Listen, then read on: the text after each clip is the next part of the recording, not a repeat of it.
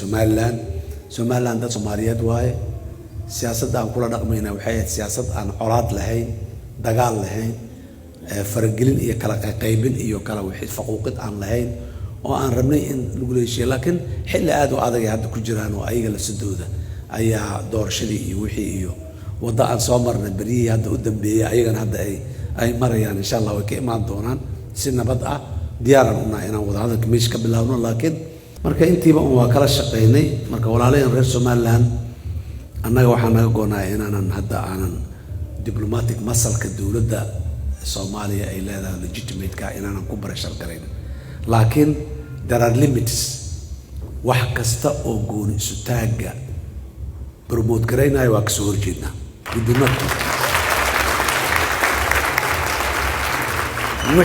wixii ka soo hara development hadday tahay humanitarian hadday tahay trade iyo business iyo investment hadday tahay all waxa waaye aadan usoo dhaweynaynaa documenti iyo wax dalka dawladda federaalka looga baahdeeya horena waa usii jira haddana waa siinaynaa laakiin any agenda oo midnimadeena dhaasi hadda dhaawacantay si dhammaystiraayo whatever uu yahay ama dhaqaalaha ku soo gabado ama developmental loogu soo gabadee waa diideynaa mana qarinayno inaan diidanahay walaalaha ayagana waa u sheegnay annaga gooni isu taaga ma ogolin galabta intii garikii dambe xalay magaalada Washington dhan waxa ka hadlay madaxweynaha Soomaaliya Xasan Sheekh markii uu hadlay saddex qodob Somaliland gaar buu la hadlay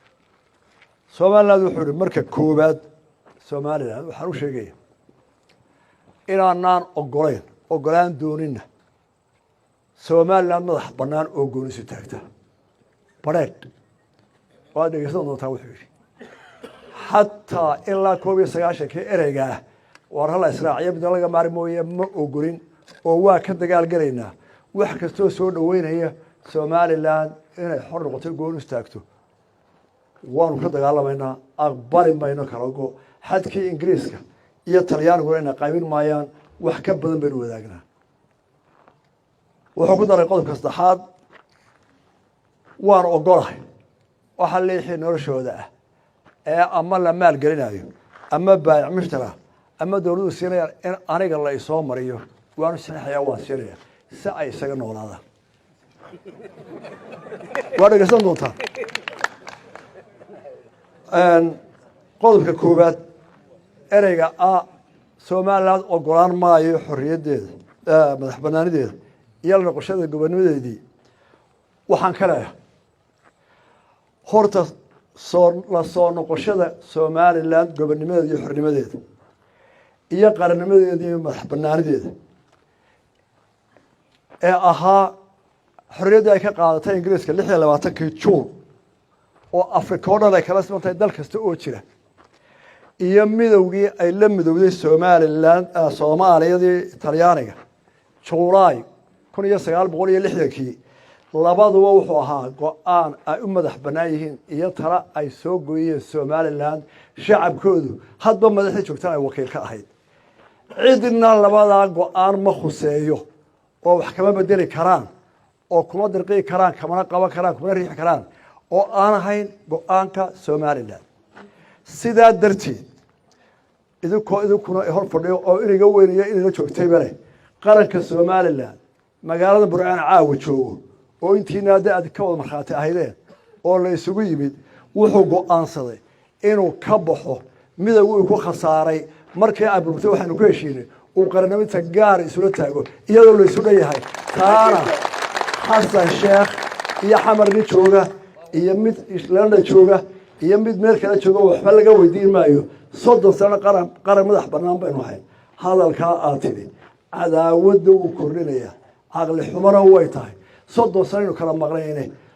waxa ka wanaagsanaa inaad tiraahdo ku leedahay laba dawladood jaaro walaalo Soomaaliya ma ahana haddii ku deeqayso weeye adiga oranaysa qodobka uu yiri xadadkii Talyaaniga iyo Ingiriisku sameeyeen in kala soocimaaya oo in kala gooymayo wax weyn naga dhaxay waxaan kale ama aynu kaleenahay horta xadkii isticmaalku waa kay ku dhisan tahay Afrika 54 keeda dawladda Soomaaliland waa 55 nin diida iyo rartiisiyaba waayo waxay ku fadhidaa xadkii isticmaalka Xasan Sheekh iyo madaxweynaha xamar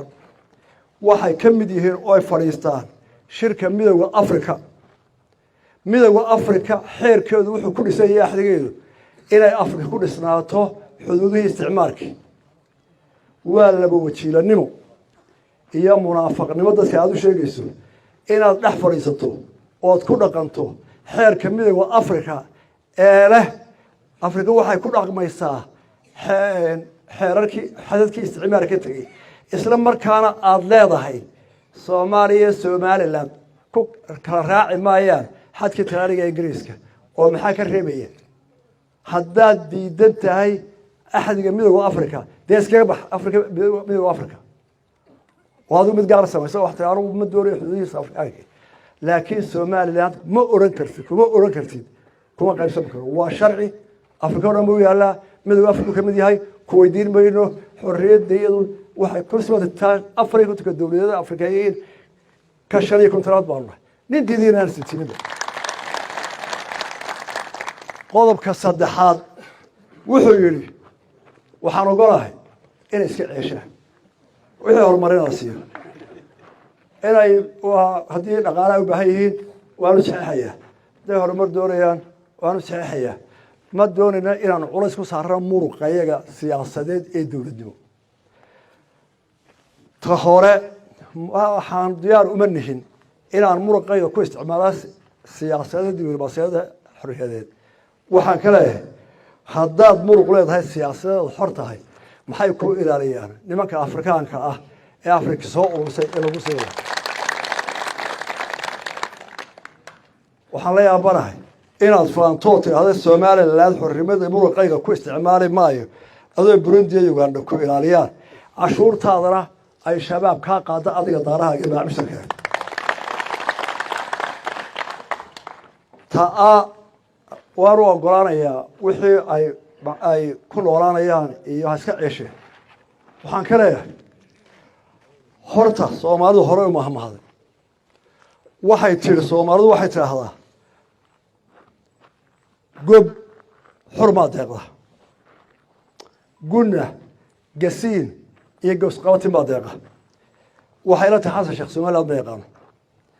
markuu leeyahay iska noolaadan labada eray wuxuu quurayaa kadama Soomaaliland Soomaali way taqaana